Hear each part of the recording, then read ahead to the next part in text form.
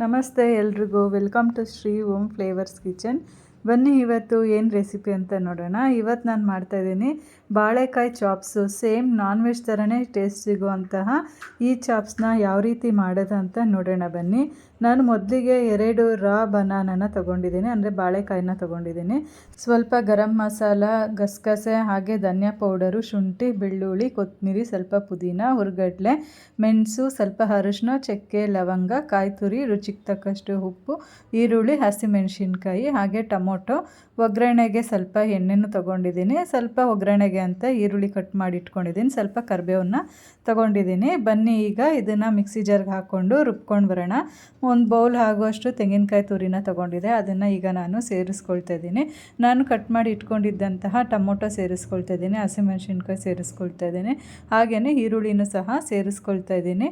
ಮತ್ತು ಇದಕ್ಕೆ ನಾನು ಶುಂಠಿನ ಸೇರಿಸ್ಕೊಳ್ತಾ ಇದ್ದೀನಿ. ಇಲ್ಲಿ ನೆಕ್ಸ್ಟ್ ನಾನು ಬೆಳ್ಳುಳ್ಳಿನ ಸೇರಿಸ್ಕೊಳ್ತಾ ಇದ್ದೀನಿ, ಹಾಗೆ ತೆಗೆದಿಟ್ಕೊಂಡಿರೋಂತಹ ಕೊತ್ತಂಬರಿ ಸೊಪ್ಪು ನಾನು ಸ್ವಲ್ಪ ಹಾಕ್ಕೊಳ್ತಾ ಇದ್ದೀನಿ. ಟೇಸ್ಟಿಗೋಸ್ಕರ ಸ್ವಲ್ಪ ಪುದೀನ ಸೊಪ್ಪು ಸಹ ನಾನಿಲ್ಲಿ ಸೇರಿಸ್ಕೊಳ್ತಾ ಇದ್ದೀನಿ. ಮೆಣಸು ಒಂದು ದೊಡ್ಡ ಟೇಬಲ್ ಸ್ಪೂನ್ ಆಗುವಷ್ಟು 1.5 ಟೇಬಲ್ ಸ್ಪೂನಷ್ಟು ಮೆಣಸು ತೊಗೊಂಡಿದ್ದೀನಿ. ಸ್ವಲ್ಪ ಅರಿಶಿನ ಸೇರಿಸ್ಕೊಳ್ತಾ ಇದ್ದೀನಿ, ಹಾಗೆ ಚಕ್ಕೆ ಲವಂಗನೂ ಸಹ ಸೇರಿಸ್ಕೊಳ್ತಾ ಇದ್ದೀನಿ. ಇದಕ್ಕೀಗ ಸ್ವಲ್ಪ ಗಸಗಸೆನ ಸಹ ಸೇರಿಸ್ಕೊಳ್ತಾ ಇದ್ದೀನಿ.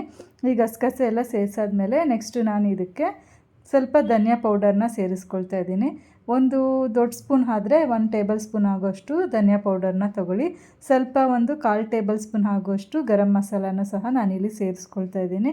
ಇದಕ್ಕೀಗ 1 ಟೇಬಲ್ ಸ್ಪೂನ್ ಆಗುವಷ್ಟು ಹುರ್ಗಡ್ಲೆನ ಸೇರಿಸ್ಕೊಂಡು ಬೇಕಾದಷ್ಟು ನೀರನ್ನ ಸಹ ಸೇರಿಸ್ಕೊಂಡು ಅದನ್ನು ನೀಟಾಗಿ ಪೇಸ್ಟಾಗಿ ರುಬ್ಕೊಂಡು ಬರ್ತೀನಿ.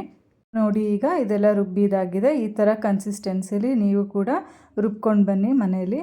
ಸೊ ನೆಕ್ಸ್ಟು ನಾನು ಇದಕ್ಕೆ ಬಾಳೆಕಾಯಿನ ಕಟ್ ಮಾಡಿ ಇಲ್ಲಿ ಸೈಡಲ್ಲಿ ಇಟ್ಕೊಂಡಿದ್ದೀನಿ. ಈ ರೀತಿಯಾಗಿ ನಾನು ಸ್ಲೈಸ್ ಮಾಡಿ ಇಟ್ಕೊಂಡಿದ್ದೀನಿ.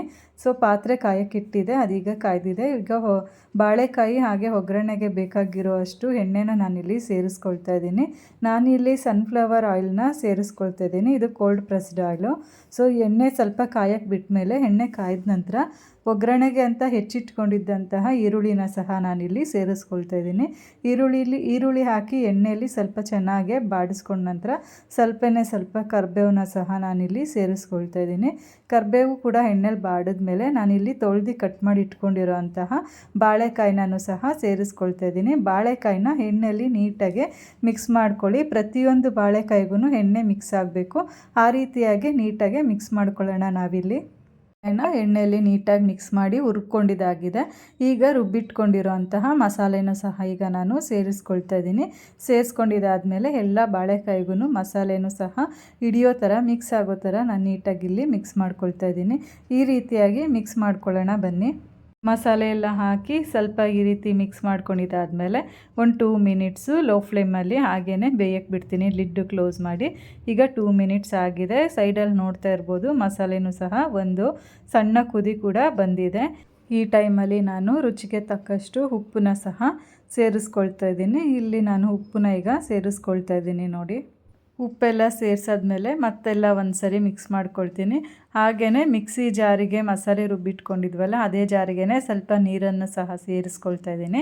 ಆ ನೀರು ಸೇರಿಸಾದ್ಮೇಲೆ ನೆಕ್ಸ್ಟ್ ನನಗಿನ್ನ ಸ್ವಲ್ಪ ನೀರು ಬೇಕು ಅನ್ನಿಸ್ತಾ ಇದೆ. ಸಾಂಬಾರು ಚೆನ್ನಾಗಿ ಕುದಿ ಬಂದಮೇಲೆ ಅದು ಸ್ವಲ್ಪ ಗಟ್ಟಿ ಆಗುತ್ತೆ. ಸೊ ನಾನಿಲ್ಲೊಂದು ಸಣ್ಣ ಗ್ಲಾಸಲ್ಲಿ ಮತ್ತೆ 1 ಗ್ಲಾಸ್ ನೀರು ಹಾಕಿ ಕುದಿಯೋಕ್ಕೆ ಬಿಟ್ಟಿದ್ದೀನಿ. ನೋಡಿ, ಈ ರೀತಿ ಕುದಿ ಬಂದಿದೆ. ಈಗ ಇದನ್ನು ಮತ್ತೆ ನಾನು ಲೋ ಫ್ಲೇಮಲ್ಲಿ ಮತ್ತೆ ಲಿಡ್ಡೆಲ್ಲ ಕ್ಲೋಸ್ ಮಾಡಿ ಬೇಯಕ್ಕೆ ಬಿಡ್ತೀನಿ.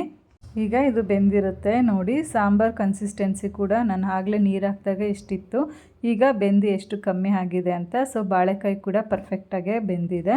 ಸೊ ಈ ಕನ್ಸಿಸ್ಟೆನ್ಸಿಲಿ ಇಷ್ಟು ಬೇಯಿಸ್ಕೊಂಡ್ರೆ ಸಾಕು. ಮಟನ್ ಸಾಂಬಾರ್ಗಿಂತನೂ ಟೇಸ್ಟಿಯಾಗಿರುತ್ತೆ ಈ ಸಾಂಬಾರು. ಈ ಬಾಳೆಕಾಯಿ ಚಾಪ್ಸ್ನ ನೀವು ಮನೆಯಲ್ಲೇ ಮಾಡ್ಕೊಳ್ಳಿ. ಹೇಗಿತ್ತು ಅಂತ ಕಮೆಂಟ್ ಮೂಲಕ ತಿಳಿಸಿ.